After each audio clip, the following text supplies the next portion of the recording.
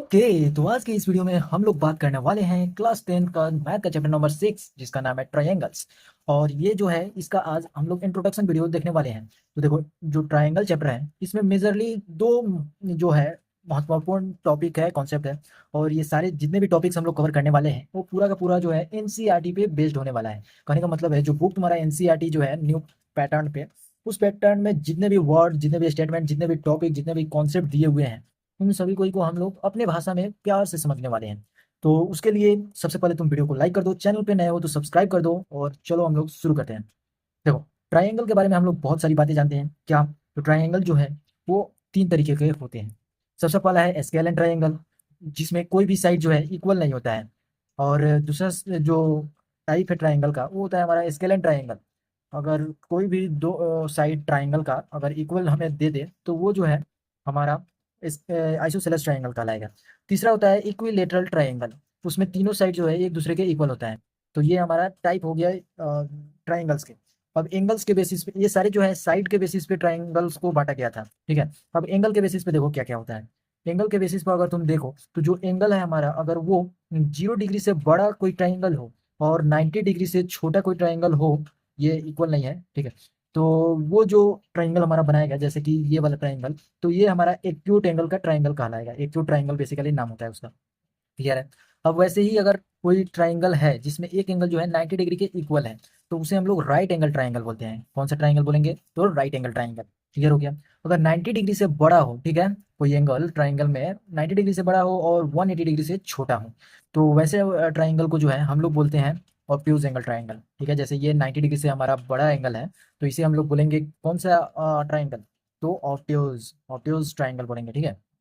और चौथा जो टाइप होता है ट्राइंगल का, तो ऐसा ट्राइंगल जिसका जो मेजरमेंट है वो 80 डिग्री से बड़ा हो और 360 डिग्री से छोटा हो, तो वैसे ट्राइंगल जो है वो हमारे रिफ्लेक्स एंगल ट्राइंगल कहलाते हैं। क्लियर हो गया। मेजरली हम लोग जो है एक्यूट, ऑब्ट्यूज और राइट एंगल पे ही बात करते हैं। ये रिफ्लेक्स एंगल ट्राइंगल का हमारा कोई काम नहीं होता है, ठीक है। तो ये जो था, हम लोगों ने कुछ बेसिक बातें जो हम लोगों ने पिछले क्लासेस में ट्राइंगल से रिलेटेड पढ़ा था उसे हम लोगों ने कवर कर लिया। तो देखो, इस चैप्टर में हम लोग क्या पढ़ने वाले हैं। तो सबसे पहले तुम ट्राइंगल जो है 9th क्लास में पढ़े थे, क्या क्या बारे में? तो तुमने ट्राइंगल्स के प्रॉपर्टीज के बारे में पढ़ा था और उससे बहुत सारे रिलेटेड टर्म्स और टॉपिक्स के बारे में अपने पिछले क्लासेस में पढ़ रखा है। जैसे कि अगर हम लोग 9th क्लास की बात करें तो तुमने ट्राइंगल के कॉन्ग्रुएंसी थ्योरम के ऊपर जो है टॉपिक को पढ़ा था। अगर हम लोग कुछ बातों को रिकॉल करें तो जैसे कि दो फिगर कोई हमें दिया रहता था और बताया जाता था कि वो जो दो फिगर है वो हमारा कॉन्ग्रुएंट है, तो उसके लिए क्या होना जरूरी था? तो सबसे पहले तो सेम शेप होना चाहिए। बिना सेम शेप के तो कोई फिगर तुम्हें कॉन्ग्रुएंट क्या, वो तो सिमिलर दिखेगा ही नहीं, ठीक है। और दूसरा जो क्राइटेरिया था वो हमारा सेम साइज का था। जैसे कि वो अगर मान लो 5 सेंटीमीटर का था तो ये भी हमारा 5 सेंटीमीटर का ही होना चाहिए। अगर 5 सेंटीमीटर का नहीं होगा तो जो फिगर हमारा कॉन्ग्रुएंट है वो इस फॉलो को करेगा ही नहीं, इस जो क्राइटेरिया है कॉन्ग्रुएंट का उसे फॉलो करेगा ही नहीं। क्लियर हो गया। अब देखो, लेकिन इस चैप्टर में हम लोग 10th के लेवल पे जो ट्राइंगल पढ़ेंगे उसमें हम लोग पढ़ेंगे जो हम लोग उसमें क्या पढ़ने वाले हैं, तो हम लोग ऐसे ही फिगर को पढ़ेंगे जिसमें जो है सेम शेप तो होगा लेकिन साइज सेम हो ऐसा कोई जरूरी नहीं है। मैंने क्या बोला कि सेम शेप वाले फिगर को इस चैप्टर में पढ़ेंगे, लेकिन उसमें जो जरूरी नहीं है वो है सेम साइज, ठीक है। तो दो फिगर जिसमें सेम शेप हो लेकिन ऐसा जरूरी नहीं है कि उसका साइज भी सेम हो, उसे हम लोग सिमिलर फिगर बोलते हैं। सिमिलर का मतलब क्या हो गया कि ऐसा ही कोई ऐसा फिगर। जैसे ये 6 है, यहाँ पे 6 लिखा हुआ है, अगर मैं इसी 6 को थोड़ा छोटा लिख दूं तो दिख तो 6 जैसा ही रहा है लेकिन साइज छोटा है। अगर यहाँ पे बात करें, ये यूट्यूब का जो लोगो है, इस ऐसा ही सेम फिगर अगर छोटा सा साइज में कहीं पे आ जाए तो वो जो है हमारा सिमिलर फिगर होगा, लेकिन कॉन्ग्रुएंट फिगर नहीं होगा। कॉन्ग्रुएंट तो तुमने 9th में पढ़ा था, लेकिन 10th के लेवल पे हम लोग सिमिलर फिगर्स के ऊपर बात करेंगे। तो जनरली इस चैप्टर में हम लोग सिमिलरिटी ऑफ ट्राइंगल्स और इसी के नॉलेज का यूज करके हम लोग पाइथागोरस थ्योरम जो है उसे सिंपल प्रूफ से देखेंगे कि कैसे होगा, ठीक है। अगर यहाँ से अब मैं बात कहूँ कि हाइट ऑफ माउंटेन या फिर कुछ दूरी वाले जो ऑब्जेक्ट होते हैं, जैसे कि जो चांद है, उसे अगर हम लोग कहें कि उसकी हाइट को कैसे मापा जाता है, तो तुम क्या सोचोगे? तो अगर तुम सोचोगे कि उसे मेजरिंग टेप से यहाँ से ऐसे ले जाकर और नापा जाता है, तो तुम बिल्कुल भी गलत हो। इनफैक्ट जितने भी हाइट होते हैं जो मेजरली हमारा बहुत ही लंबा लेंथ का होता है, उसे हम लोग मेजरिंग टेप से नहीं नापते हैं। क्लियर हो गया बात? उसे हम लोग इनडायरेक्ट मेजरमेंट किसी दूसरे तरीके से जो है हम लोग उसे नापते हैं, ठीक है। जैसे कि जितने भी हम लोग इस चैप्टर में पढ़ने वाले हैं उस सारी को हम लोग प्रिंसिपल ऑफ सिमिलैरिटी फिगर से ही निकाल कर देखने वाले हैं। अगर तुम 6.3 वाले एक्सरसाइज में जाओ तो उसका क्वेश्चन नंबर 15 को तुम देखना, और उसी चैप्टर में एग्जाम्पल नंबर 7 को देखना। ठीक है, और ऐसे ही 8 और 9 में बहुत सारे फिगर दिख जाएंगे, जिसमें तुम देखोगे कि उसे हम लोग एक्चुअल मेजर नहीं करते हैं, बल्कि हम लोग जो है उसे सिमिलर करके या फिर जो है इनडायरेक्ट तरीके से उसका मेजरमेंट निकालते हैं। क्लियर हो गया बात? तो जैसा कि अगर तुम्हें लगता होगा कि जितने भी माउंटेन्स हैं उसे अगर मेजरिंग मतलब मेजरिंग टेप से नापा जाता है, तो वो बिल्कुल भी गलत जवाब है। क्लियर हो गया? तो ये बात ध्यान में रखना।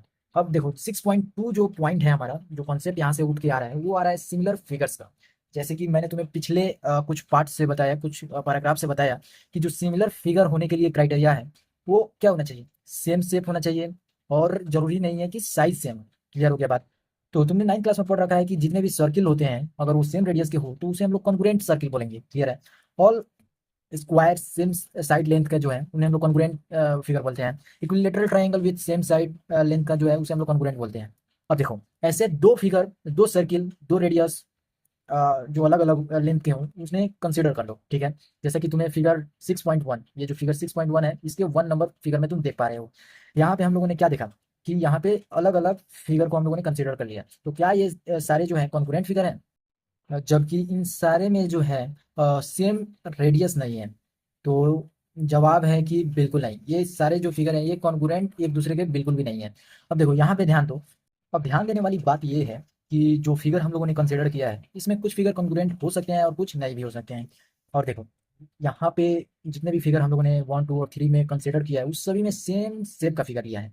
क्लियर हो गया बात? तो अगर तुम एक नज़र इन सभी पे डालो तो तुम डायरेक्ट बोल सकते हो कि ये सारे जो है सिमिलर फिगर हैं। ठीक है?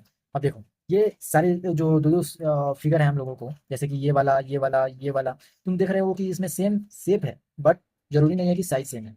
वैसे ही अगर अगर दिया हो कि सर्किल जो है हमारा अलग अलग रेडियस का है, तो अगर तुम्हें ऑप्शन में दिया है कॉन्ग्रुएंट फिगर है या फिर सिमिलर फिगर है, जवाब है तुम्हारा सिमिलर फिगर। क्लियर हो गया? तो ऑल सर्किल जो है हमारा सिमिलर हो जाएगा, ऑल स्क्वायर्स भी जो है हमारा सिमिलर हो जाएगा, क्योंकि जो एंगल्स है और जो शेप है हमारा वो तो सेम ही है। बट यहाँ पे डिफरेंस क्या आ जा रहा है कि साइज अलग अलग है। तो साइज से मैटर नहीं करता, हमारा शेप से मैटर कर रहा है। क्लियर हो गया? उसी तरीके से इक्विलेटरल ट्रायंगल की बात आ जाए तो हम लोग जो सर्किल वाले केस से ऑब्जर्व किया वहाँ से हम लोग बोल सकते हैं कि सारे जो स्क्वायर फिगर हैं और सारे जो इक्विलेटरल ट्रायंगल के फिगर हैं वो सारे जो हैं सिमिलर होंगे। अब देखो इन सारे जो हम लोगों ने ऊपर देखा वहां से हम लोग क्या कर सकते हैं कि जितने भी कॉन्ग्रुएंट फिगर होते हैं वो सिमिलर तो हो सकते हैं, लेकिन जो सिमिलर फिगर है वो जरूरी नहीं है कि कॉन्ग्रुएंट फिगर हो। ठीक है? क्लियर हो गया? ये जो लाइन यहाँ से यहाँ लिखा हुआ है उसे ध्यान से देख लेना। क्लियर हो गया? वो तो हम लोग आगे बढ़ते हैं। अब जैसा कि अगला टॉपिक है हमारा, can a circle and A square भी सिमिलर? होने का मतलब कि क्या एक सर्किल का फिगर और एक स्क्वायर का फिगर सिमिलर हो सकता है? क्या एक ट्राइंगल और एक सर्किल फिगर जो है हमारा वो सिमिलर हो सकता है? क्या एक ट्राइंगल और स्क्वायर सिमिलर हो सकता है? तो इन सारे जो क्वेश्चन है इन सारे का जवाब है बिल्कुल भी नहीं। और ऐसा क्यों? क्योंकि जवाब है सेप। जब सेप ही सेम नहीं रहेगा तो वो सिमिलर होने का जवाब ही नहीं है, सवाल ही नहीं उठता है। क्लियर हो गया? अब अगला टॉपिक पे हम लोग आते हैं। सबसे पहले ये दोनों फिगर को ध्यान में रखो क्योंकि इसके ऊपर ही अगला पैराग्राफ दिया हुआ है। जैसे कि यहाँ पे हमें बताया जा रहा है कि जो दो क्वाड्रिलेटरल है यहाँ पे ए बी सी डी और पी क्यू आर एस, ये दोनों जो हैं क्या ये दोनों फिगर सिमिलर हैं, या तुम्हें ये दोनों फिगर देखने से सिमिलर लग रहे हैं, लेकिन क्या ऐसा हो सकता है कि ये असल में सिमिलर ना हो, या फिर हम लोग निश्चित तरीके से क्या बता सकते हैं कि ये दोनों फिगर सिमिलर होंगे? तो इसके लिए हमें जरूरी है सिमिलरिटी ऑफ फिगर का डेफिनेशन को अच्छे से जानना।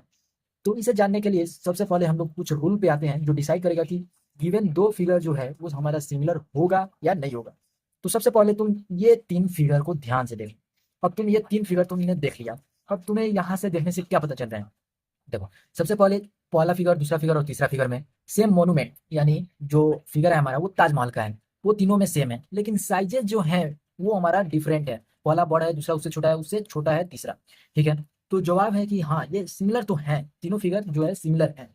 अब जैसा कि तुमने यहाँ पे देखा कि सेम मोनूमेंट है लेकिन साइजेज अलग अलग हैं, तो एक और केस आता है भाई कि अगर कोई व्यक्ति अगर 10 साल की उम्र में कोई फोटो को खिंचाया हुआ है और वही व्यक्ति जो है 40 ईयर्स के एज में अपना फोटो को खिंचाया है, बात तो यहाँ पे सेम ही है, ये फोटो जो है एक ही पर्सन का है लेकिन एज अलग अलग है। तो क्या वो दोनों फोटो जो होंगे, जो फोटोग्राफ होगा वो हमारा सिमिलर होगा?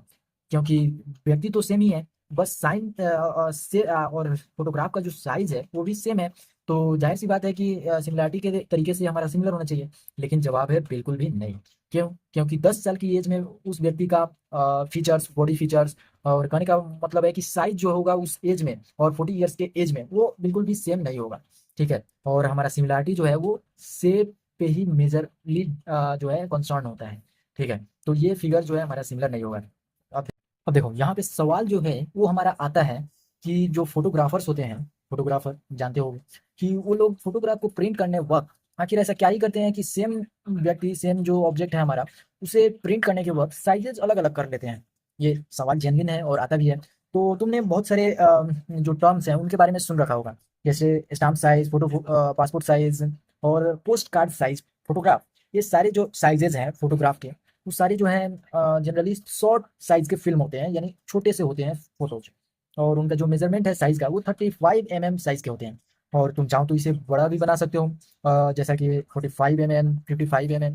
और ऐसा हम लोग कैसे कर पाते हैं? तो सारा खेल जो है वो हमारा लाइन सेगमेंट का होता है। जैसे कि स्मॉलर जो फोटोग्राफ होते हैं वो अपने लाइन सेगमेंट जो भी है फोटोग्राफ का, उसे बड़ा ही बनाने के लिए जो है वो जो लाइन सेगमेंट है उसे जनरली बड़ा कर देते हैं। अब जैसे कि ये सारे जो टर्म्स यहाँ से यहाँ तक यूज किए जा रहे हैं, ये तुम अगर समझना भी चाहो तो समझ नहीं पाओगे। मैं तुम्हें प्रैक्टिकल दिखाता हूँ। जैसा कि अगर हम लोग यहाँ से, जैसा कि ये फिगर है तुम्हारा, क्लियर हो गया? अब देखो, अब तुम क्या देख रहे हो कि जैसे कि ये तुम्हारा एक छोटा सा फिगर हो गया, ठीक है। अब जैसे कि तुम इसे बड़ा करने जाओगे तो इसे जनरली ऐसा ऐसा मैंने बड़ा कर लोगे, क्लियर हो गया? तो जो साइजेस है फोटोग्राफ के, जो फोटोग्राफ के साइज होते हैं वो लाइन सेगमेंट के ऊपर ही बेस्ड होते हैं। जैसे इतना बड़ा जैसे कि फोटो है, तो उसका अगर लाइन सेगमेंट जो है हम लोग जनरली बढ़ाएं तो फोटो भी ऑटोमेटिक बड़ा होता चला जाएगा, जैसा कि तुम मेजरली फिगर देख पा रहे हो। ठीक है, उसी तरीके से अगर तुम देखो छोटा करना चाहो तो इसे आसानी से ऐसे छोटा कर पाओगे। ठीक है, तो ये सारी चीजें थे। तो लेकिन यहाँ पे तुम ध्यान क्या दे रहे हो कि चाहे तुम फोटो बड़ा करो छोटा करो, यहाँ पे मेजरली जो बात है पॉइंट ध्यान देने वाली वो एंगल्स हैं। जितने भी पॉइंट पे तुम बड़े करोगे छोटे करोगे, साइजेस जो है अलग अलग हो जा रहे हैं, लेकिन जो एंगल है वो यहाँ पे इक्वल ही रह रहा है। ठीक है, तो किसी भी दो लाइन सेगमेंट के बीच में जो बनने वाले एंगल्स हैं वो हमारे यहाँ पे इक्वल रह रहे हैं। इनफैक्ट जो साइजेस हैं वो हमारा अलग अलग हो जा रहा है, तुम यहाँ पे देख पा रहे हो। यहाँ पे ऑलवेज हमारा इक्वल क्या होगा? एंगल। तो सिमिलरिटी ऑफ टू फिगर, या फिर हम लोग जनरल बात में कहें कि दो पॉलीगॉन का सिमिलर होने का जो केस है वो कब हो सकता है? तो जब नंबर ऑफ साइड जो है वो हमारा सेम हो। और कहने का मतलब कि जब पॉलीगॉन जो है सेम नंबर ऑफ साइड का हो तो वो कब हम लोग कहेंगे कि सिमिलर हो? तो जब एंगल्स जो है वो अगर कोरोस्पॉन्डिंग फिगर का एंगल्स इक्वल होते हैं तो, और कोरोस्पॉन्डिंग साइड जो है सेम रेशियो में हो, तब हमारा जो एंगल पॉलीगॉन है वो सिमिलर होंगे। क्लियर हो गया बात? अब जैसा कि यहाँ पे तुम देख पा रहे हो, जो कोरोस्पॉन्डिंग साइड सेम रेशियो का होता है उसे हम लोग स्केल फैक्टर पे कहते हैं, स्केल फैक्टर बोलते हैं। ठीक है, अब देखो इसे हम लोग रिप्रेजेंटेटिव फ्रैक्शन भी बोलते हैं पॉलीगॉन के लिए। लेकिन तुमने जो world map, world book, blueprints जो सुने हैं होंगे, जो बिल्डिंग्स के कंस्ट्रक्शन साइट पे बनते हैं ब्लूप्रिंट, तो सारे जो है इसी स्केल फैक्टर को नजर में रखते हुए ही सारे फिगर्स को बनाए जाते हैं। अब तुम अगर तुम वर्ल्ड मैप पे देखे होगे तो बहुत सारे जो है वो स्केल्स लिखे हुए होते हैं, स्केल फैक्टर लिखे होते हैं। जैसा कि मैं एक और तुम्हें ओवरव्यू देता हूँ। जैसा कि हम्म, देखो यहाँ पे तुम नीचे यहाँ देखना, यहाँ। ठीक है, अब तुम देखो यहाँ पे जैसे जैसे हम लोग फिगर को अप डाउन राइट लेफ्ट कर रहे हैं, यहाँ पे कुछ कुछ स्केल में चेंजिंग आ रहा है। यही स्केल जो है हमारा मीटर, स्केल मीटर कहलाता है। क्लियर हो गया? अब देखो अगर यहाँ तक भी आने में तुम्हें सिमिलरिटी ऑफ फिगर में कुछ प्रॉब्लम आ रहे हैं, कुछ कंफ्यूजन आ रहा है, तो आओ जरा एक एक्टिविटी को हम लोग परफॉर्म करते हैं। जैसा कि ये एक माँ है, ये उसकी बेटी है। यहाँ पे हमें बल्ब लगाया गया है, बल्ब लगाया गया हुआ है। यहाँ पे ये दोनों माँ बेटी जो है एक कार्डबोर्ड को पकड़े हुए हैं। अब जैसे ही यहाँ से बल्ब का लाइट इस कार्डबोर्ड पे पड़ेगा, जनरल सी बात है कि शैडो तो बनेगा ही। तो जैसा कि ये फिगर जो है हमारा इतना बड़ा है, अब यहाँ से लाइट आया, इतना दूर जो है हमारा शैडो बन गया। अब देखो फिगर तो वही है, शेप भी वही है, केवल साइजेस में डिफरेंसेस आ जाएंगे। तो और यहाँ पे जो एंगल्स हैं वो सारे भी सेम ही हैं, केवल साइज हमारा चेंज हो जाएगा। तो ये सारे जो एंगल ए जो है ए डैश के कोरोस्पॉन्डिंग इक्वल है, ये इस तरीके से इक्वल है। और इसके साइजेस जो है वो इसके कोरोस्पॉन्डिंग साइड्स के सेम रेशियो में होंगे। क्लियर हो गया बात? और यहाँ से तुम देख रहे हो कि जो दो polygon same number of side के होंगे, वो अगर इक्वल कोरस्पॉन्डिंग एंगल जो होंगे उसके, अगर वो इक्वल होते हैं और कोरस्पॉन्डिंग जो साइड है वो सेम रेशियो में होगा, तो जो गिवन दो पॉलीगॉन है वो सिमिलर होंगे। क्लियर हो गया? अब जैसा कि हम लोग यहाँ पे जितने भी ऊपर के टॉपिक्स को हम लोगों ने देखा, वहाँ से हम लोग इजिली इजिली जो है हम लोग कह सकते हैं कि जो फिगर हमारा है वो सिमिलर होगा। अब जैसा कि यहाँ पे ए बी सी डी और पी क्यू आर एस जो है हमारा, ये वो फिगर जो है, यहाँ पे हम लोग क्या देख रहे हैं कि डी एंगल जो है इसके कोरस्पॉन्डिंग एस एंगल के इक्वल है, ये वाला एंगल इसके कोरस्पॉन्डिंग के इक्वल है, ये वाला इसके इक्वल है, ये वाला इसके इक्वल है। अब देखो ये सारे जो साइजेस हैं वो सारे यहाँ पे अलग अलग हैं, तो ये तो सिमिलर नहीं होना चाहिए। लेकिन लेकिन ध्यान से देखो, तुम्हारा जो सिमिलरिटी का डेफिनेशन है वो है कि सेम रेशियो में साइड्स होना चाहिए। साइड्स ये है, क्लियर हो गया? ये है। तो तुम इसके कोरोस्पोंडिंग साइड्स को पकड़ो, जैसे कि पी क्यू के कोरोस्पोंडिंग है ए बी, बी सी के कोरोस्पोंडिंग है क्यू आर, ऐसे ही ये वाला इसके कोरोस्पोंडिंग, ये वाला इसके कोरोस्पोंडिंग। तो ये जैसे ही तुम लोग कोरोस्पोंडिंग साइड के रेशियो को पकड़ोगे, जैसा कि मान लो ये वाला फिगर का रेशियो इसके साथ हम लोग ले रहे हैं, तो 3/1.5 लेंगे।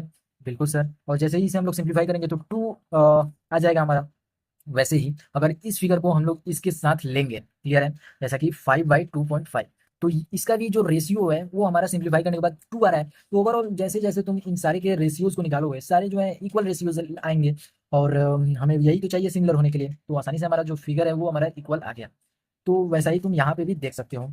अब देखो, जो न्यू टॉपिक हमारा यहाँ से राइज हो रहा है वो है सिमिलरिटी ऑफ ट्राइंगल्स का। ठीक है, अब देखो जो सिमिलरिटी ऑफ ट्राइंगल है, सबसे पहले तो सिमिलरिटी एक इतनी बार हम लोगों ने यूज़ कर लिया है कि चाहे वो कोई सा भी पॉलीगॉन क्यों ना हो, उस केस में जब भी हम लोग सिमिलर का बात करते हैं तो कोरस्पॉन्डिंग एंगल्स तो उसके इक्वल होने ही चाहिए, और जो साइड है कोरस्पॉन्डिंग उनके रेशियोज इक्वल होना चाहिए। समझ में आ गया? तो ट्राइंगल्स के लिए भी वही केस है कि कोरस्पॉन्डिंग एंगल जो अगले ट्राइंगल का है वो इक्वल होना चाहिए, और अगले ट्राइंगल के कोरस्पॉन्डिंग साइड्स के रेशियो जो है वो सेम रेशियो में होना चाहिए। क्लियर है? समझ में आ गया? अब यहाँ ध्यान देने वाली बात यह है कि जो कोरस्पॉन्डिंग एंगल जो है दो ट्राइंगल्स का, अगर वो इक्वल होता है तो उसे हम लोग इक्वी एंगुलर ट्राइंगल्स के नाम से जानते हैं। समझ में आ गया? कौन से नाम से? Equi angular. क्लियर है? एक फेमस ग्रीक मैथमेटिशियन थे जिनका नाम थेल्स है, ठीक है, उन्होंने बहुत ही इंपॉर्टेंट बात बताई थी कि इसी से रिलेटेड इक्वी एंगुलर से, कि जैसे कि अगर इक्वी एंगुलर का मतलब क्या हुआ कि दो एंगल्स जो है इक्वल होना चाहिए। क्लियर है बात? अगर दो इक्वी एंगुलर ट्राइंगल्स तुम्हें गिवन है, तो ये जो है उसके साइड का रेशियो ऑलवेज सेम होगा। क्या मतलब हुआ कि अगर तुम्हें मालूम हो कि जो दो ट्राइंगल गिवन है उसके दो एंगल्स जो है आपस में इक्वल हैं, ठीक है, तो उनके साइड मतलब जो कोरस्पॉन्डिंग साइड्स के रेशियो है वो ऑलवेज सेम होगा। ये किसने बोला था? थेल्स साहब ने। ठीक है, और इसी को हम लोगों ने मानते हुए और भी आगे मतलब इस पे बात हुई, और उसी के रिजल्ट की वजह से हम लोग एक बेसिक प्रोपोर्शनलिटी थ्योरम को जानते हैं आज के डेट में। और थेल्स साहब ने इसके बारे में पहला व्यू दिया था, तो इसके लिए इसे थेल्स थ्योरम के नाम से भी जानते हैं। ठीक है, और ये थेल्स थ्योरम क्या है और बेसिक प्रोपोर्शनलिटी थ्योरम या फिर बीपीटी क्या है, तो उसके लिए हम लोग यहाँ पे एक एक्टिविटी को परफॉर्म करते हैं। जैसे कि एक्टिविटी नंबर 2 को देखो, यहाँ पे हम लोगों ने एक रे ए वाई और एक रे ए एक्स ले लिया है। क्लियर है? ए एक्स पे जो है हम लोग टोटल 4 पॉइंट को नोट कर रहे हैं। जो ए पी है वो पी क्यू के इक्वल, पी क्यू जो है क्यू डी के इक्वल, क्यू डी जो है डी आर के इक्वल, और आर बी के इक्वल हो जाएगा हमारा डी आर। क्लियर है? और कहने की बात है ये सारे जो भी पॉइंट है वो सारे हमारे इक्वल हो रहे हैं। ठीक है, अब देखो जो बी वाला है, यहाँ से हम लोगों ने एक लाइन को मतलब ज्वाइन करा दिया ए वाई को सी पॉइंट पे। क्लियर है? और डी को ज्वाइन कर दिया ई पॉइंट पे। अब यहाँ से हम लोगों ने ऑब्जर्व किया कि जो A D by D B है उसका रेशियो हमारा 3/2 आ रहा है। क्लियर है? जैसा कि हम लोगों ने यहाँ पे देखा था कि अगर कोई दो ट्राइंगल जो गिवन है और उसके एंगल्स जो हैं वो इक्वी एंगुलर है, कहने का मतलब कि दो ट्राइंगल में दो एंगल जो है इक्वल है। इस केस में क्या हो रहा है? इस केस में हमें बता दिया गया है कि यहाँ से और यहाँ से हम लोगों ने पैरेलल लाइंस को ड्रॉ कराया है। क्लियर है? यहाँ पे क्लियरली लिखा हुआ है। अब देखो ये जो लाइन हम लोगों ने ड्रॉ किया इसकी वजह से यहाँ पे दो ट्राइंगल्स बन गए। कौन कौन से ट्राइंगल? तो पहला ट्राइंगल हमारा ए डी ई बन गया और दूसरा ए बी सी बन गया। क्लियर है? तो इस एंगल में जब हमारा ये लाइन और ये लाइन हमारा पैरेलल हो गया तो कोरस्पॉन्डिंग एंगल से ये वाला एंगल इसके इक्वल आ गया हमारा इक्वल। क्लियर है? तो ये वाला एंगल इसके इक्वल और ये वाला एंगल इसके इक्वल हमारा ऑलरेडी मिल चुका है। तो जैसा हम लोगों ने पहले पढ़ा था उसी अनुसार इस केस में भी होना चाहिए कि जब एंगल्स दो इक्वल हैं दो ट्राइंगल में, तो उनके साइड का रेशियो भी इक्वल आना चाहिए। तो इस केस में भी जब हम लोग रेशियो देखने जा रहे हैं तो ए ई का रेशियो इसी के साथ भी 3/2 के इक्वल ही आ रहा है। तो क्या इसका मतलब ये हुआ कि ये दोनों जो लाइन है ये दोनों कोइंसाइड कर रहे हैं, यानी ये लाइन इसके ऊपर ओवरलैप कर रहे हैं? इसका मतलब ये बिल्कुल भी नहीं है। क्यों? क्योंकि ये जो काम हो रहा है ये बेसिक प्रोपोर्शनलिटी थ्योरम की वजह से हो रहा है, जिसे हम लोग बीपीटी और थेल्स थ्योरम के नाम से भी जानते हैं। ये कब होगा? जब कोई ट्राइंगल में कोई एक लाइन दूसरे लाइन के पैरेलल गिवन हो, तो उस केस में जो हमारा साइड के रेशियो है वो हमारा इक्वल हो जाता है। क्लियर है? मैंने क्या बताया कि किसी एक ट्राइंगल में कोई एक लाइन दूसरे लाइन के पैरेलल गिवन हो तो जो साइड का रेशियो है वो हमारा इक्वल होगा, सेम प्रोपोर्शन में हो जाएगा। क्लियर है? ओके। अब देखो जो थ्योरम हम लोग उस समय से बीपीटी और बेसिक प्रोपोर्शनलिटी थ्योरम या फिर थेल्स थ्योरम के नाम से जो थ्योरम को बोल रहे हैं वो है हमारा 6.1 तुम्हारे बुक में। क्लियर है। अब देखो ये जो है ये बहुत ही आसान है प्रूव करना, बस केवल समझने की देरी है। बाकी बच्चे इसे बहुत ही लेन देन लेकर और समझ ही नहीं पाते हैं। देखो तुम्हारा जो 6.1 थ्योरम है वो कह रहा है कि किसी ट्राइंगल में एक लाइन जो है वो अदर दो साइड को किसी दो अलग अलग पॉइंट पे काट रहा है एक लाइन। क्लियर है। तो डी जो है ये हमारा ये एक लाइन पैरेलल हो गया बीसी के। क्लियर हो गया। अब देखो जो दो साइड हमारा बटा है, मतलब जैसे ये अलग पॉइंट पे कटा ये अलग पॉइंट, तो ये एक पार्ट हो गया ये एक पार्ट हो गया, तो ये दोनों का जो रेशियो होगा वो हमारा इक्वल होगा। ठीक है, जो सेम रेशियो होगा। समझ में आ गया। तो इसके प्रूफ के लिए बच्चे दिमाग लगाने लगते हैं क्या करें क्या सर। तो देखो 9th क्लास में तुम्हारा एक कॉन्सेप्ट था उसे याद रखो, और बेसिकली आसानी से तुम इसके एरिया बाई इसके एरिया को निकाल दो, आसानी से तुम्हारा निकल जाएगा। कैसे निकलेगा, तो देखो ये लाइन तुम्हें मालूम चल गया कि इसकी पैरेलल है। क्लियर है। तो देखो ये अगर हमारा बेस है, क्लियर है, और यहाँ से हमारा दो ट्राइंगल बन रहा है, तो तुमने 9th क्लास में पढ़ रखा है कि जब ट्राइंगल दो हो और सेम बेस से सेम पैरेलल लाइंस के बीच में बन रहे होंगे ट्राइंगल, तो उनका एरिया जो है वो इक्वल आएगा। ये बात याद रखना। क्लियर है। तो देखो मैंने क्या बताया कि इसके एरिया बाई इसके एरिया को निकाल लेना आसानी से निकल जाएगा। तो एरिया निकालने के लिए हमें दो चीज चाहिए, पहला तो बेस चाहिए, दूसरा हाइट चाहिए। तो बेस तो हमें यहाँ मिल गया दोनों ट्राइंगल्स के लिए, यहीं से एक ट्राइंगल इधर नीचे की तरफ बन रहा है और यहीं से एक ट्राइंगल ऊपर की तरफ बन रहा है। क्लियर व्यू दिख रहा है तुम्हें। तो बेस हमें मालूम चल गया, हाइट की थोड़ी बहुत दिक्कत हो जाएगी। तो देखो एक टॉपिक है ऑब्ट्यूज एंगल के लिए कि जो जो भी हमारा ऑब्ट्यूज एंगल्स बनते हैं उनके हाइट जो है वो ट्राइंगल के बाहर बनते हैं। जैसे इस केस में जो बी डी ई जो ट्राइंगल है हमारा ये वाला, इसका हाइट जो है वो ई एन होगा, यहाँ से बनेगा हाइट। क्लियर है व्यू। तो देखो इस केस में हमारा जो ट्राइंगल ए डी ई है इसमें दो हमारे हाइट्स बनेंगे। क्यों दो बनेंगे, क्योंकि अगर बेस हमारा अगर डी ई रहेगा तो एक केस में हमारा ई एन हाइट बन जाएगा और दूसरे केस के लिए डी एम हमारा हाइट बन जाएगा। तो टोटल इस केस में दो ट्राइंगल का एरिया निकल जाएगा अलग अलग, और इस केस के लिए भी हमारे दो ट्राइंगल बन रहे हैं। तो अलग अलग ट्राइंगल्स जो है हम लोग यहाँ पे उसके एरिया को निकाल लिए। जैसा कि एरिया ए डी ई के लिए एक केस में ई एन को हम लोग ले लिए हाइट, और एक केस के लिए हम लोगों ने डी एम को हाइट ले लिया। क्लियर हो गया। अब देखो जो डी ई सी है हमारा ट्राइंगल, ये वाला डी ई सी ये वाला ट्राइंगल, इस केस में हम लोगों ने हाइट जो है वो ले लिया कौन सा, डी एम। ये इसका हाइट ही होगा। ठीक है। और ये जो ट्राइंगल ई बी एम है, सॉरी डी है, ई बी डी, जिसे हम लोग बी डी ई के नाम से लिख रहे हैं, उस केस में हमारा हाइट क्या हो जाएगा, ई एन। तो ओवरऑल तुम देख रहे हो जो चार ट्राइंगल हमारा निकला यहाँ से, उसमें जो ट्राइंगल्स के हाइट है वो यहाँ पे सेम सेम रह रहे हैं। जैसे ही इनका रेशियो हम लोग देखने जाएंगे तो वो हमारा यहाँ से कैंसिल आउट हो जाएगा हाइट। तो देखो सबसे पहले एक केस में हम लोग एक ट्राइंगल बाई एक ट्राइंगल को ले रहे हैं, और दूसरे केस में एक ट्राइंगल और एक ट्राइंगल को ले रहे हैं। अब तुम ध्यान से देखना, ये वाला ट्राइंगल तुम्हारा इसके इक्वल है, तो ओवरऑल ये वाला पार्ट तुम्हारा इसके इक्वल आ गया। ये वाला पार्ट जो है इसके इक्वल आएगा। क्यों, क्योंकि ये वाला जो है सेम बेस से सेम पैरेलल लाइन के बीच में दो ट्राइंगल बन रहे हैं, तो एरिया जो है इक्वल आएगा। यानी ये वाला पार्ट भी इसके इक्वल आएगा। ओवरऑल जब हम लोग एरिया ऑफ ट्राइंगल के रेशियोज देख रहे हैं तो वो हमारा A D by D B और ए ई बाई ई सी के इक्वल आ गया। और यही हमारा थेल्स थ्योरम भी बताता है कि जब कभी भी हमारा लाइन किसी ट्राइंगल के एक साइड पे पैरेलल ड्रॉ किया जाता है तो साइड का जो रेशियो होगा वो सेम रेशियो में होगा। तो एडी का रेशियो डीबी के साथ और एई का रेशियो इसी के साथ हमारा यहाँ पे इक्वल आ गया। क्लियरली व्यू तुम्हें मिल रहा है। अब जस्ट इसका कन्वर्स कर दोगे तो कन्वर्स ऑफ बीपीटी तुम्हें मिल जाएगा। ठीक है। वो कन्वर्स ऑफ बीपीटी क्या होगा कि अगर साइड के रेशियो जो है तुम्हें गिवन है कि सेम रेशियो में है, तो बताना है कि जो थर्ड लाइन है वो तुम्हारे पैरेलल होगा थर्ड साइड के, सॉरी जो लाइन है वो तुम्हारा थर्ड साइड के पैरेलल होगा। क्लियर है। तो इसके लिए सबसे पहले ध्यान दो, ये हमें पैरेलल इसके प्रूफ करना है। तो इसे तो हम बता नहीं सकते कि ये वाला लाइन हमारा इसके पैरेलल है, तो सबसे पहले हमें इस ट्राइंगल के लिए कंस्ट्रक्शन करना पड़ेगा। क्लियर है। तो यहाँ पे डी डैश जो है हम लोग पैरेलल ले लेते हैं बीसी के। क्लियर है। तो जैसे ही हम लोग इसे पैरेलल किए तो अकॉर्डिंग टू हमारा बीपीटी जो हमारा ट्राइंगल का साइड का रेशियो है वो हमारा इक्वल आ जाएगा। तो दोनों केस में तुम देख रहे हो कि ई डैश और ई डैश सी हमारा दोनों केस में इक्वल है। तो ये यहाँ से हमारा ये वाला वैल्यू इसके इक्वल आ जाएगा। तो ओवरऑल तुम देखोगे तो समझ पाओगे कि ये केस कब हो पाएगा तुम्हारा, जब डी डैश जो है डी ई पे कोइंसाइड करेगा, ओवरलैप करेगा तब। तो ओवरऑल ये वाला लाइन तुम्हारा इसके पैरेलल आ चुका है। तो इस तरीके से थ्योरम 6.2 जो है यानी कन्वर्स ऑफ बीपीटी वो भी तुमने अच्छा आसानी से कर लिया। अब हम लोग बात करते हैं एग्जांपल्स की। यहाँ पे टोटल 7-8 क्वेश्चंस जो है एग्जांपल के रूप में तुम्हें दिया गया है, तो उसे हम लोग करते हुए चलेंगे। और आई थिंक ये सिमिलैरिटी वाला जो तुम्हारा पोर्शन है सिलेबस है क्लास 10 के लिए, वो तुम्हारा इस पार्ट से खत्म हो गया। अब जो भी तुम्हें आगे देखने को मिलेगा वो सिमिलैरिटी के क्राइटेरिया होंगे कि किस बेसिस पे तुम कह सकते हो कि ट्राइंगल्स गिवन जो ट्राइंगल्स है वो तुम्हारे सिमिलर होंगे। तो उस पर हम लोग आगे बात करेंगे। पहले एग्जांपल को समझ लेते हैं। देखो इस ट्राइंगल में बोला जा रहा है कि ए बी सी हमें एक ट्राइंगल दिया हुआ है। क्लियर है। और डी और ई डी जो लाइन है वो तुम्हारा ए बी पे और ए सी पे दो अलग अलग पॉइंट पे कट कर रहा है। क्लियर है। तो अगर तुम्हें बताया जा रहा है कि डी जो है बी सी के पैरेलल गिवन है तो तुम्हें प्रूव करना है A D by A B ये वाला पार्ट इस टोटल के और ई वाला पार्ट इस टोटल के इक्वल होगा, यानी सेम रेशियो में इक्वल होगा। तो देखो ये बता दिया कि ये वाला पार्ट जो है इसके पैरेलल है, तो इससे तो हम कह सकते हैं कि ये वाला इसके रेशियो और इसके रेशियो हमारा दोनों का इक्वल आ जाएगा, जो कि हम लोगों ने यहाँ लिख लिया। लेकिन हमें चाहिए क्या, A D by A B. A D by A B क्या है, ये वाला और इसका टोटल का पार्ट। तो इस केस के लिए हमें अगर ये वाला पार्ट और ये वाला पार्ट जोड़ेंगे तब जाके ए बी हमें मिलेगा। तो ए बी के लिए हमें ए बी जो है डिनोमिनेटर में चाहिए। तो हम लोग जो ये वाला पार्ट ले रहे थे ए डी, इसे हम लोग नीचे रखेंगे। क्यों? क्योंकि जब हम लोग ये दोनों पार्ट को जोड़ेंगे तो ए बी जो है बन जाएगा, लेकिन ए डी हमारा चेंज हो जाएगा। इस केस में अगर हम लोग इस डी बी को जोड़ देंगे तो ए बी तो बन जाएगा, लेकिन ए डी भी हमें क्वेश्चन में चाहिए, लेकिन इस केस में हमारा डी बी बच जाएगा। तो इसके लिए हम लोग इसे कन्वर्ट कर देते हैं, जो रेशियो है हमारा उसे हम लोग उल्टा कर दिए, तो यहाँ पे हमें कुछ इस तरीके का मिल गया। अब जैसे ही हम लोग दोनों साइड वन को ऐड करेंगे तो हम लोग देखेंगे कि A B by A D is equal to A C by A E हमें देखने को मिल जाएगा।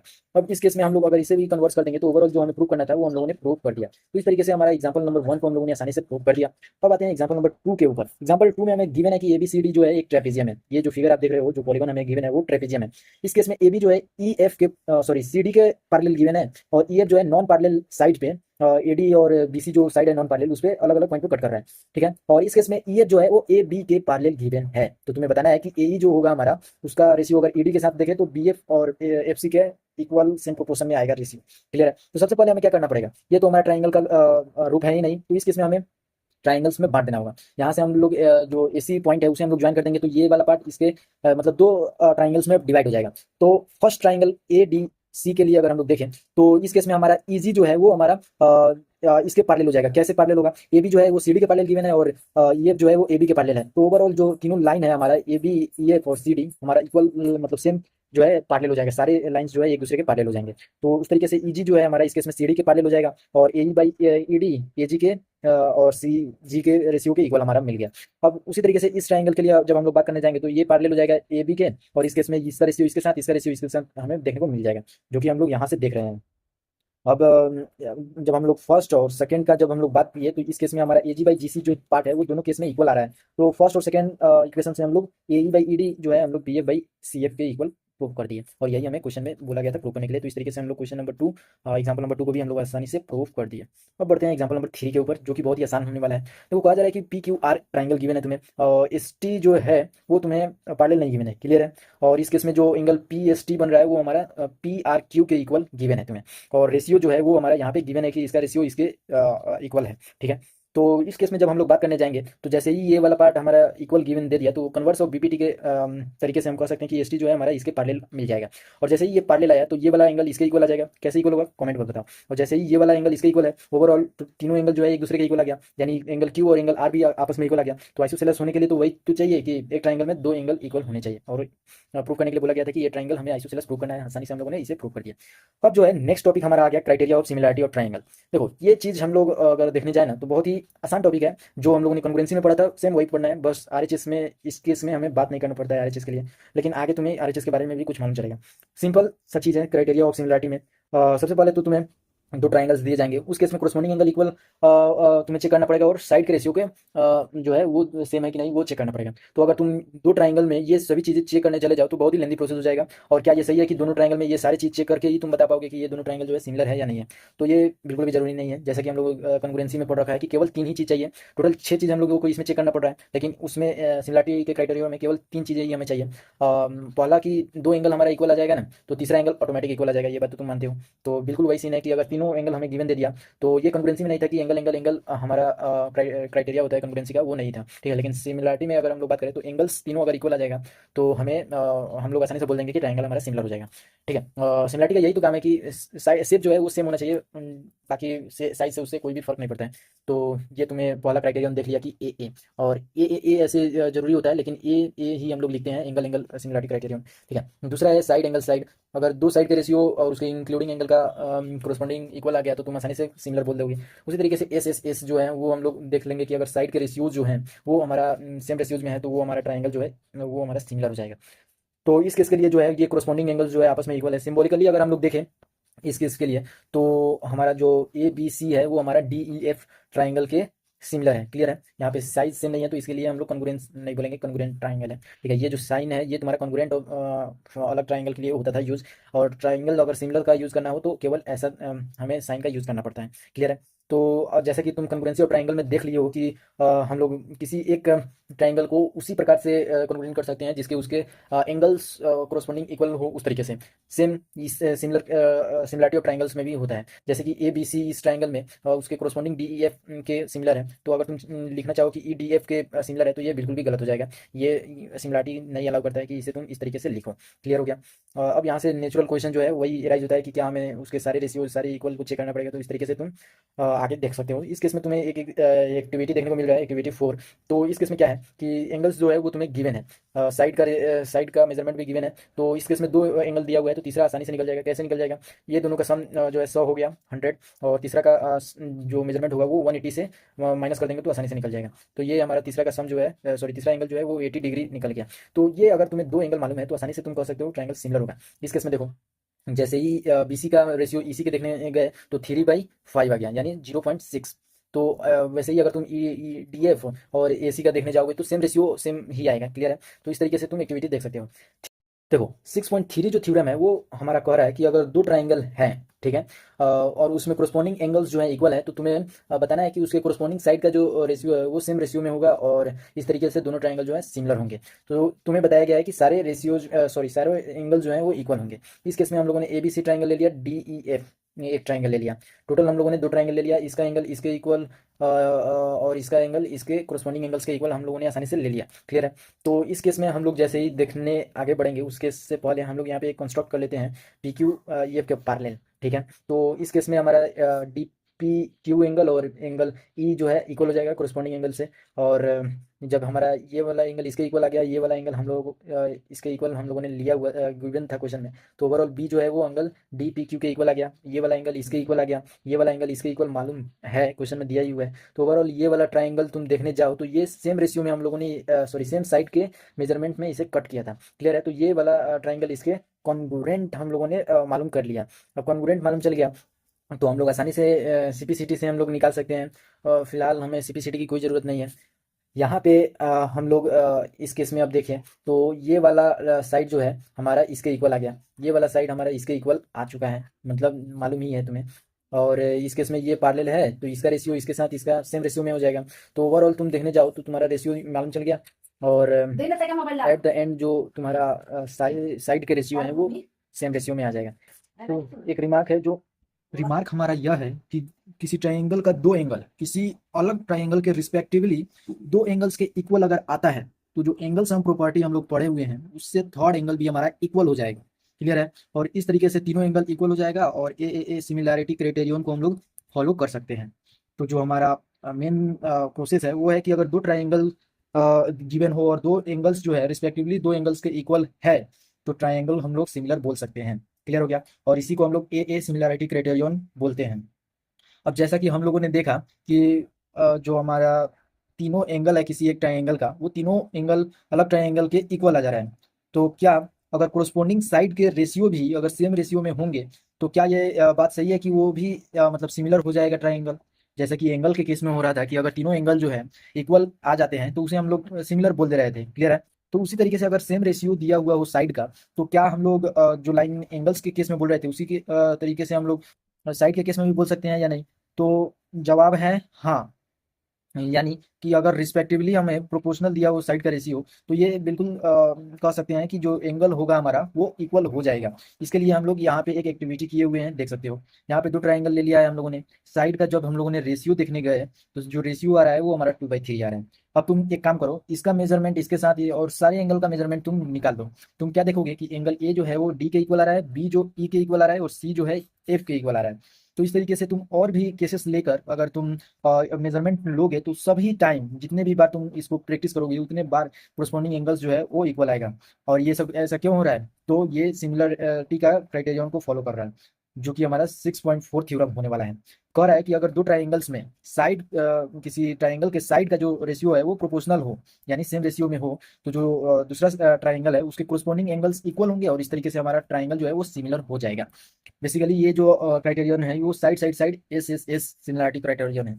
देखो कह रहा है कि हमारा ट्राइंगल में ये गिवन है कि इन सभी साइड का रेशियो प्रोपोर्शनल है। तो यहाँ पे हम लोगों ने दो ट्राइंगल ले लिया, ए बी के इक्वल हम लोगों ने डी पी को कट कर दिया, ए सी के इक्वल हम लोगों ने डी क्यू को कट कर दिया। और इस तरीके से तुम देखो, जब ये और ये दूरी तुम्हारा मालूम चल गया यहाँ से यहाँ तक का, तो ये मेजरमेंट यहाँ से यहाँ तक का और ये यहाँ से यहाँ तक का ऑटोमेटिक तुम्हारा इक्वल हो जाएगा। क्लियर है? तो इस तरीके से तुम्हारा जो ये वाला ए बी सी और डी पी क्यू ट्राइंगल है, ये तुम्हारा कॉन्ग्रुएंट हो जाएगा। ठीक है, एस से। और अगर तुम देखो यहाँ पे, तो ये जो लाइन हम लोगों ने ज्वाइन किया है, ये हमारा पैरेलल भी है किसके, ई एफ के। तो इस तरीके से एंगल डी पी क्यू और ई जो एंगल होगा वो हमारा इक्वल हो जाएगा। और ये हम लोगों ने कॉन्ग्रुएंट ट्राइंगल से जो बीपीसी सीपीसीटी है, उससे हम लोगों ने मालूम किया था कि एंगल बी और एंगल पी हमारा इक्वल आ रहा है। तो इस तरीके से ये वाला एंगल इसके इक्वल आ गया हमारा। तो ओवरऑल बी जो है वो हमारा ई के इक्वल आ गया, और एफ जो है हमारा सी के इक्वल आ गया। जब दो दो ट्राइंगल हमारा दो रिस्पेक्टिवली ट्राइंगल के इक्वल आ गया, तो ऑटोमेटिक थर्ड वाला एंगल इक्वल आ जाएगा। अभी हम लोगों ने जैसा कि तुमने देखा कि अगर किसी केस में हमारा साइड का रेशियो अगर सेम हो, और या फिर दूसरे केस में अगर किसी एंगल जो है वो रिस्पेक्टिवली थर्ड मतलब तीनों एंगल के इक्वल हो, तो इस तरीके से हमारा जो ट्राइंगल है या फिर कोई भी पॉलीगन है वो सिमिलर हो जाएगा। इसके लिए कोई ज़रूरत नहीं है कि एक चीज़ और चाहिए, यानी एंगल्स भी दे और साइड के रेशियोज भी दें। तो ये जरूरी नहीं है कि हमें दोनों चेक करना पड़ेगा। ठीक है, अब देखो यहाँ पे हम लोगों ने बात कर लिया ए सिमिलरिटी के क्राइटेरियन और एस सिमिलरिटी क्राइटेरियन। अब जो है हम लोग वेरियस क्राइटेरियन जो कॉन्ग्रुएंसी के केस में हम लोगों ने 9th क्लास में पढ़ा था, उसे हम लोग रिवाइज करते हैं। जैसे कि एस सिमिलरिटी क्राइटेरियन को हम लोगों ने फॉलो कर लिया। अब देखो ये जो चीज़ है ये कॉन्ग्रुएंसी में भी था। अब हम लोग और भी देखेंगे जो कंपेरेबल होगा कॉन्ग्रुएंसी वाले क्राइटेरियन में। तो एक था एस यानी side angle side congruency criterion of triangle. तो एक एक्टिविटी परफॉर्म करते हैं जिससे हम लोग मतलब मालूम कर पाए कि एस से हमारा जो ट्राइंगल है वो सिमिलर हो सकता है या नहीं, या नहीं हो सकते हैं। देखो यहाँ पे हमें ए बी का मेजरमेंट दे दिया, ए डी का मेजरमेंट दे दिया, ए सी का दे दिया और डी एफ का दे दिया। जैसे ही हम लोग इसका मेजरमेंट निकालने गए तो ये हमारा 2/3 हो गया, और इसका मेजरमेंट जब हम लोग रेशियो निकालेंगे तो ये भी हमारा 2/3 हो गया। यानी साइड का रेशियो जो है वो इक्वल है, यानी प्रोपोर्शनल है, और एंगल भी इंक्लूडिंग वाला वो इक्वल आ जा रहा है। तो जो हम लोग देख रहे हैं कि किसी एक ट्राइंगल में साइड का रेशियो जो है सेम है, और जब हम लोगों ने बी और सी को भी मेजर किया ई और एफ के साथ, तो वो भी एंगल हमारा इक्वल आ जा रहा है। तो इस तरीके से तुम कह सकते हो कि जो एंगल है हमारा वो हमारा एंगल डी के इक्वल, बी जो है हमारा ई के इक्वल, और एफ जो है हमारा वो सी के इक्वल। तो इस तरीके से ए बी सी जो ट्राइंगल है वो हमारा सिमिलर हो गया डी ई एफ के।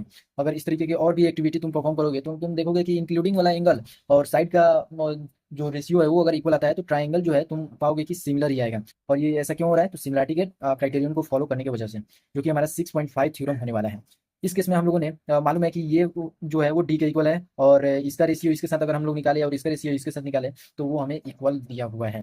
तो इस तरीके से अगर हम लोग देखें तो ये भी हम लोगों ने डीपी के इक्वल काट लिया और इसको इक्वल इसको काट लिया।